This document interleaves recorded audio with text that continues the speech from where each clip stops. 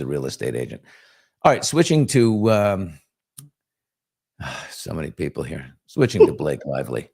Look at this. We just got another pop-up. When Elsie pops, isn't everything great when Elsie pops up? Elsie, my lovely. Stop meeting like this. Hey, I love you so much. I was just watching some of your Instagram posts, and the amazing thing is, it seems to me Blake Lively's bots are on fuego right now. I mean, they're coming. They've got headlines coming out of Elle Magazine and E! News and Variety and everything saying Isabela Ferrer accuses Justin Baldoni of bullying, and then they don't go any further and explain. Of course, it's a juicy headline, but I think Blake's machine is really working overtime right now. Oh, yeah. And now they're starting to report my content as branded. So what does that mean? I saw you post that yesterday. If your content is reported to Instagram or Meta as branded, it means it has to come down. You say you don't monetize. So they will like, I don't monetize on Instagram. I have no monetization there, so I don't have an issue there. But on TikTok, whenever somebody reports, and I mean, I deal with it every day. They always report my stuff for bullying, for harassing, for violating some type of community guidelines. And then, TikTok will do the investigation and find out I didn't bully anybody in the video. Then they're like, we apologize. You're free to go, pretty much. Or they will hold my content hostage until I appeal. That's what happens typically, is they will like demonetize my video till I appeal. I explain to them why it's not what people are saying it is, and then they will let it go. And there's been instances where they're like, even after our investigation, we still found people were right and you were bullying, and they've thrown my video in the trash. But yesterday, the one day they said branded. Well, I'm not selling you anything. I didn't advertise anything. And they said branded because they think I'm being paid to talk about the case. And I was like, it's not. And I gave them explanation. This is Blake Lively's obsession. Her obsession is that there's no way people are doing this on their own. I'm Serena. Ridiculous. I'm Gossip Girl. Like, I'm really popular and people love me. There's no way that the public would ever do this on their own. This is coming from a nefarious source. It's coming from Justin's lawyers, and they're paying people like Elsie to do this because otherwise she would love me. And I hope she hears me when I say this. Blake Lively is my favorite hobby. I live for her. She is my favorite hobby. Blake Lively is my favorite pastime. I'm doing this for free. Nobody is paying me. No check has cleared. Does Blake ever come into your dreams at night? Do you have Blake Lively dreams? I bet you do. What? I haven't dreamt of her yet, and I don't know what that says about me. Maybe I'm not that passionate. I need to step up my passion. She never makes, like, you never have a dream where you walk into a store or something and she's at the checkout counter? I wish. It hasn't gotten there yet. When it does, I'll let you know, though. When it does, I'll text Steve. That means you have a healthy balance in your life. That's the thing. Like, I don't take a lot of things. So I always tell my husband, I feel like I don't dream a lot. Like, I don't remember them. But like, I don't take things. When I'm done with it, I'm done with it. Like, I don't internalize things a lot unless like I'm obsessing over something, which I guess I haven't gotten to the obsession part of this yet.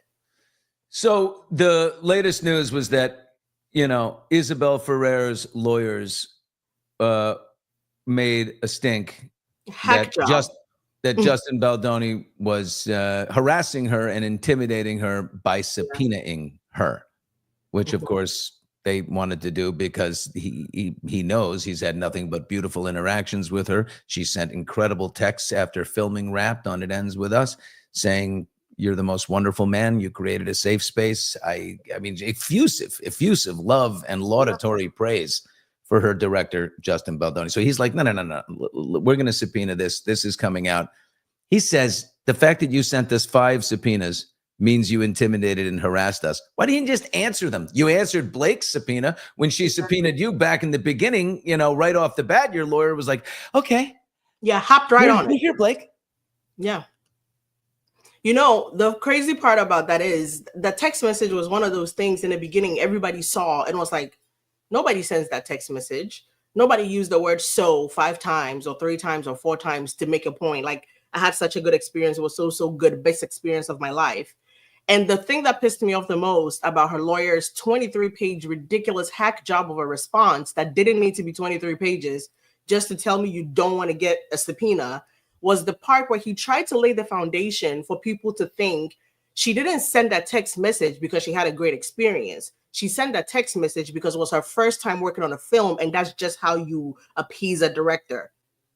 I'm sorry, but no. This is a formality. It's just a, He's like, yeah, it was just by the way. She did that to make sure she gets future jobs. Hollywood phoniness to her first foray into Hollywood phoniness. Like, and and I know that her lawyer doesn't know anything about Isabella or the case or the movie, because if he knew that, he would have known during the filming of the movie. And you know how people come on set and they interview the cast while the thing is in production to ask how everything is going, kind of like B-roll, behind the scenes stuff. And they asked Isabella specifically, pretty much the text she sent Justin, somebody had preemptively asked her that on the set. And if you don't mind, I have a minute enough that I can read you her response. Yeah. So the interviewer asked her, they asked her a couple of questions, but the first one they asked her, what is the most rewarding part of being on It Ends With Us? And it's a bit of a long answer, but she says, at least for me, this was one of my very first projects. So I think working with professionals that have been doing what they've been doing for a really long time, but also who are so open, the crew and Justin and all the actors that I've worked with have been just open and so welcoming. I've never felt belittled in any sort of way. I think just being able to come into set, feeling seen and heard and feeling immediately comfortable and being able to just go in and do what I do and not having any anxieties or worries and how I might be. Yeah, I just feel very accepted, I think. So when she said this to the interviewer who was coercing her, the interviewer, if you have a minute, Billy, the interviewer specifically asked, I'm going to ask you one last question. And to me, this is so serendipitous. It's almost as if the interviewer was asking her deposition questions before we knew we would go into litigation. The interviewer specifically asked her, I'm going to ask you one last question, which is, how has it been working with Justin? And just sit back, relax, and enjoy, Billy. I'm taking over your show. Give me a minute. Audience, just listen. Allow yourself to be taken over by Isabela Ferrer's amazing description of how it's been working with Justin. Unprovoked. Oh my God. And please understand, I'm not embellishing. I'm not saying anything I'm not reading. This is Isabela Ferrer's words. Okay. Oh my God. So good. So good. 4 times. He's been so generous with advice and just overall in the entire process of letting me observe and really taking everything. He's really taking good care of. I mean, everybody. It seems, and I think there's a lot that's always is going on in productions. And I think he has a really great method of just being able to keep things positive and find ways of uplifting and then going. And then also this look at that. And I feel like that's, as an actor who's always first starting, when you're trying to get used to everything, it's really important to have someone go that's really good. Okay, now let's look at this. And there's no patronizing. Isabela Ferrer said this.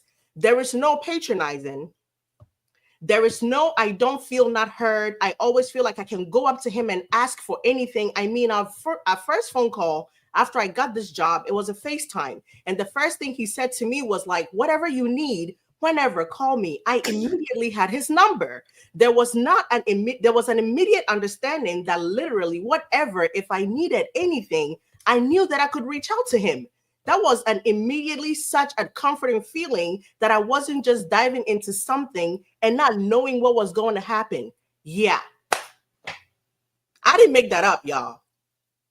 And I know that was a lot, but that was Isabela Ferrer when asked, and I wish this was on video so you could see her face.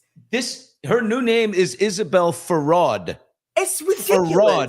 What a fraud. And again, look, she's a young woman and you make mistakes. She's only 24 or something like that. So I want her to be forgiven after she does the right thing. And that is come forward and apologize. But you gotta be kidding me. How dare you go and fuck this guy over? Pardon my language. But this guy is, Baldoni, it's amazing he hasn't had a complete anxiety breakdown watching all these terrible little people around him try and tear his life apart. And terrible. It's amazing that he's still now offering her a way out. I don't know if you saw the response from the Wayfair parties, but pretty much Justin and his team are like, you know what? Since it's, and Billy, I love you, but if one more person calls that girl young and naive and she needs to be forgiven, I'm going to crash out. That's a grown woman. She could vote. She could go to war. She could get a rental car. She could rent her own place. If she can't apologize, if she can't step up, she's not a young woman. She knows what she's doing. She can come clean. And so right now, Justin is giving her a way out, which is more than I would offer her. He's saying, you know what, if you don't want to be in this mess as much as you say you don't want to, if Blake agrees to leave you out, I won't touch you. I won't use your messages. I won't use your communication. I won't use anything. I can wash your hands off of this and you can go away. And I wouldn't have offered her that. And he's still being kind. I would drag her through the mud. Come on, let's go. I would use every word against her. Whew. To me, like, it's just her lawyer's doing a hack job. And I love the fact that the Wayfair parties reminded her lawyer, remember who's paying your bill, which is us. And you're clearly finding ways to make more money from us by filing these ridiculous things, because Isabella asked to be indemnified from the Wayfair party. So they are paying her attorney fees.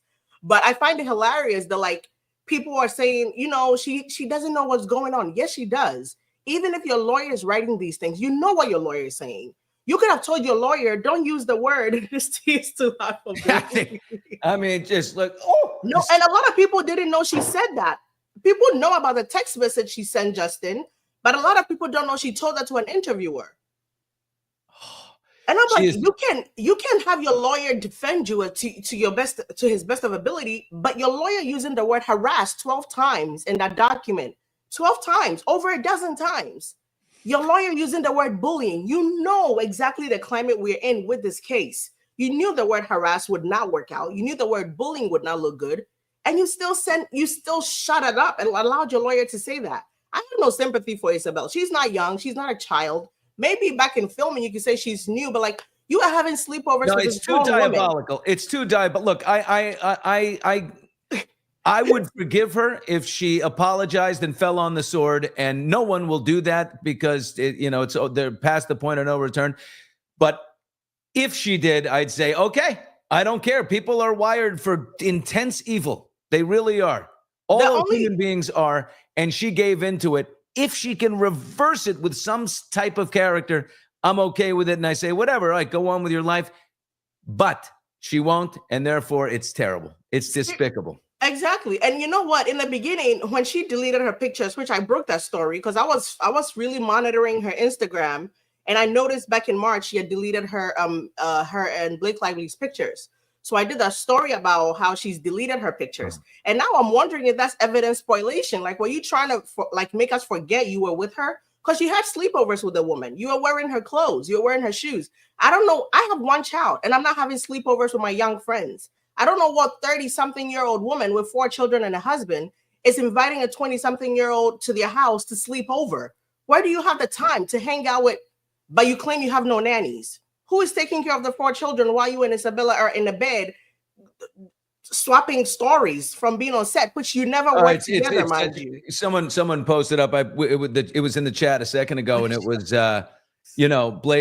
Blake knows what she's doing. Isabela Ferrer is the key to her case. You take away Isabela Ferrer, and you've got nothing. So she knew that probably from the beginning. I will say Blake is diabolical. I mean, she's got this woman wrapped around her finger, it seems. But if she loses Isabella and she abandons ship, she's in trouble. Because, for sure. And I think that's why the Wayfair parties gave her that option to get out. Isabella is a dumb person, because all this documentation of what she has said to that interviewer and to Justin directly about how wonderful, she's either the biggest phony in the entire world or a stone cold diabolical liar. If there was a Brady list for celebrities, she'd have to go on it. Ridiculous. And that's why I feel nothing for her. I feel absolutely nothing for her. And people are asking, she has no projects coming up. Blake probably promised her the world and told her she would be the next Lady Pool when she retires. Uh-oh, look down below. Are we sure Elsie's married? She's bewitched.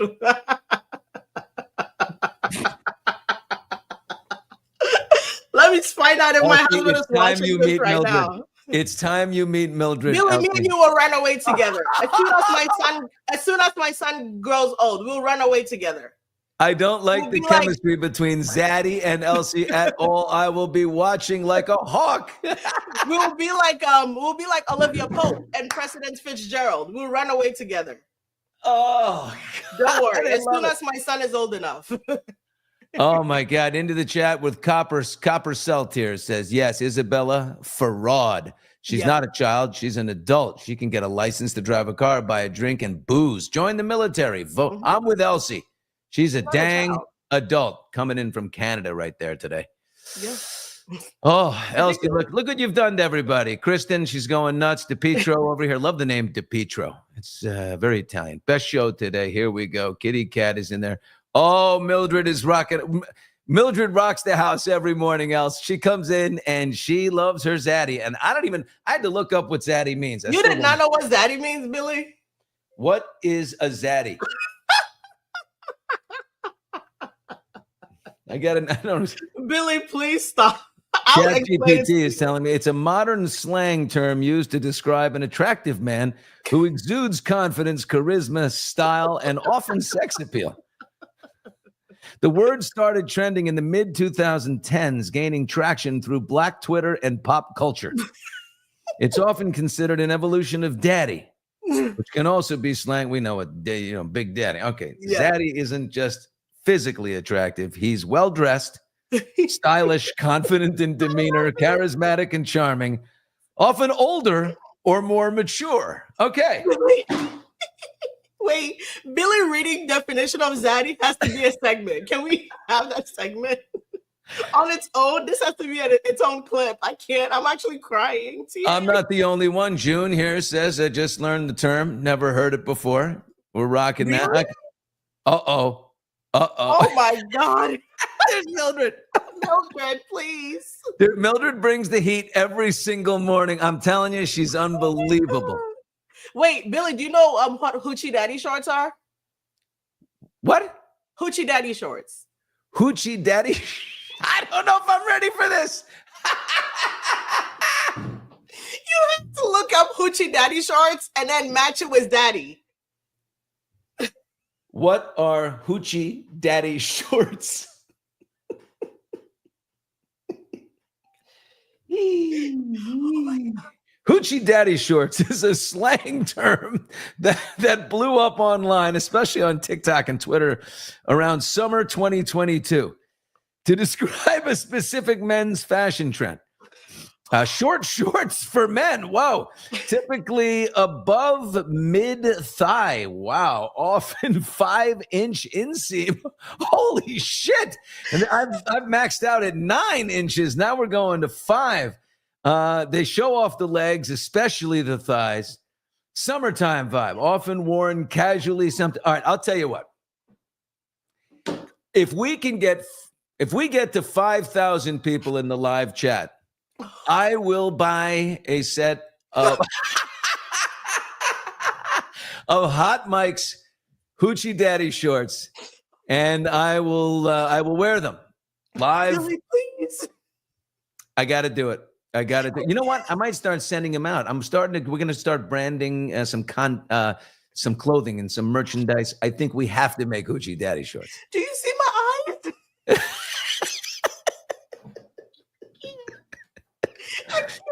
Oh, shit. Oh my God, Mildred, I blame you for this. Mildred did all of this. Believe me, she's such a shit stirrer, but really the best. No, but seriously, as Daddy in Hoochie Daddy shorts, it's like a ticket maker. Do we call them Hoochie Zaddy shorts? Yeah. Oh, see, Billy, you catch on quick. I think we got to. I mean, that makes it our own thing, right? Exactly. Hoochie Zaddy shorts. Hoochie Zaddy shorts, and we're gonna put a Hot Mike's, just flames from the Hot Mike's. Exactly. Flame. It's gonna be branded. It will sell like hotcakes. Do you put the mic in the front? If you know what I'm saying, I don't think so. Let's get an intimacy coordinator in here. Stat. It is getting wild. Christina Rasmussen right here. We love Christina. She's going to buy a set of Hoochie Zaddy shorts for her husband or boyfriend or whatever. Every woman in here better buy him. That man, when he's looking in his stocking on Christmas, and he reaches in there, I want him to under. What the hell are these? Hot Mike's Hoochie Zaddy shorts. You know who would wear the heck out of them is Zach Peter. Oh yeah, no, Zach he'll cross promote. Zach would go crazy with some mic in the front. shit. I know, you know, like the hot mic logo with the front. I don't know if you put the mic in the front. I don't Somebody know. says put the mic in the front would get us in trouble. We would need an intimacy coordinator for that. I think you got to bring your own mic to the party. Oh my God. How, Billy? It's the morning time. How did we get here? Who do I sue for this? Who do I sue? Mildred. You sue Mildred for the love of God. Mildred, get your lawyer on the phone. This is ridiculous. Oh, bring your own mic. What is that? How did this turn? BYOM. Steve, get a handle of your show. Rasmussen on fire today. Oh my God. Somebody said, how did I land here? I guess mics only. Oh my God! It's not the size of the mic. It's who says everybody who. Wait, anyway. I'm not to be blamed for this, by the way. If you're tuning in on this show later, I'm not to be blamed. Call the intimacy coordinator. Exactly. I came in here very professional. It turned on its head. Billy did this all by himself. I just assisted, as I do, you know. Mildred, you are absolutely terrible. You got this whole thing going, and you know it. We have to discipline Mildred every once in a while. I actually cried tears from you reading definition of Zaddy and Hoochie Zaddy shorts. I actually cried tears. My eyes are watery. I think you know what we're gonna do. Listen. We're getting we're doing a hot mics cruise. We're gonna do a cruise, and on the cruise, we're gonna do a cruise, and on the cruise, we are gonna bring some male celebrity friends, guests. No one's going to know who they are. And we are going to have a Hoochie Zaddy Shorts fashion show. Okay. I love it. And we're going to have cocktails on the Lido deck. We're going to set up the stage. And then, ladies and gentlemen, please welcome to the stage. And I love Scott Wolf from Party of Five. Out he comes. Will Arnett. And out he comes. All the guys. I got to beg these guys to come. But boy, is it going to be fun. I'm going to judge. Can I be the judge? We can have a panel. Elsie, you're on. Panel, but yeah. Yeah, you're going to be sitting there. Then. Oh, wait. Do we auction them off for charity? Oh, yeah. We'll do something good for people. For sure. Right? Somebody said, take my money. The Lido deck. Up to the promenade, up to the Lido. I mean, it's amazing you get on these ships. Are you going to be offering Brazilian wax on the cruise? Oh, the Brazilian will be a wonderful thing. Oh, to all the models before the performance. Nobody want to come out with a bunch of fur coming out the sides. Does Steve know this show has gone awry? Is Steve not aware how this show has turned on its head? Steve left. Oh, no. I'm entertained is all I have. I'm just completely entertained. Next time you decide to bring me on here, Steve, give me parameters because I don't know my limit. Hey, I texted yesterday and you said, I want to get on with Billy. You said it. I got to get on with Billy. I regret every decision I've made since then. Elsie, every time you come in, good things happen. I love it. I love being here so much. It's fun. It's so easy. Like, I feel we don't need to prepare anything. We don't need to. I could just show up here and we could have a show together. And you know what? The more the better. The more Stick with the me, better. Billy. I'll take you places. Well, you've already taken me places I had no idea we were going this morning. And there they are. There they are. Cheap hotel, no ballroom inside. Wait, we need to have like a best guest award at the end of the year. And if I don't win, I'm suing every guest, every viewer in here. If I don't win, best guest award on the Hot Mic show at the end of the season, I'm pissed off. Oh, honey, it's unbelievable. It's unbelievable what has happened here. Okay. Turtle Boy, because Kelly Dever I called Kelly Dever being fired or resigning way back when. So I saw that and I love that for Kelly Dever. I love that stress for her. Yeah, she's got to go. As soon as she said she didn't know the definition of sequester, and I'm like, you're an officer? Where did you take your test? How do you know? False memory. I'm sorry. Just such disdain for the legal counsel in front of her. It's horrible. It's so rude from such a young person too. Kind of bums me out. Horrible. Her attitude was disgusting. No, but I love that I can come in here and we can have a hoot. No preparation. Guys, this was legitimately not planned. Everything happened as you saw it in real time. I don't know. When Elsie pops up, good things happen. It's a mess. Big day today on Hot Mics. I just want to let you. I've got Jillian Michaels joining me at the top, and then we're gonna talk about this. She's considering a lawsuit against Netflix and the producers of The Biggest Loser for this 3-part docuseries that's out right now on Netflix. And I texted with Jillian yesterday. She's super pissed off. She feels like they're dragging her through the mud. I saw she's trying to hire Brian Freeman or hire Brian Freeman. Yeah, she talked to him yesterday, allegedly. So she's on Hot Mics today at 2 Pacific, 5 Eastern. That's the top. And then we're going to go right into my good friend Rachel Lindsay, who's going to come in. I heard you say that she was going to come in, Yeah, Rachel and I go back. We're going to have some fun. Else, I love you, baby. Thanks, Billy. I'll be back. And tell your people to have decorum next time, please. Oh my God! I'm a married woman. I'm a lady. You know, let's have decorum next time. Nobody's safe when Mildred's in the chat. Believe me. Bye, guys. I appreciate you for being here. See you next time. Bye, Else. Oh Bye. my God. Oh well. I just don't think you can go anywhere from what just happened. I think there's an old saying in showbiz, right? You hit the high note. What do? You leave it there, right? So we all look forward to coming back. I love Elsie. Boy, yeah, look, we'll end with there. We'll end some. Elsie's a lady. She is. Hello, lady. I love when she was that lady. We love Elsie. Yes, we do. Love you too. So, all right, Steve, we got a busy day today. Take us out.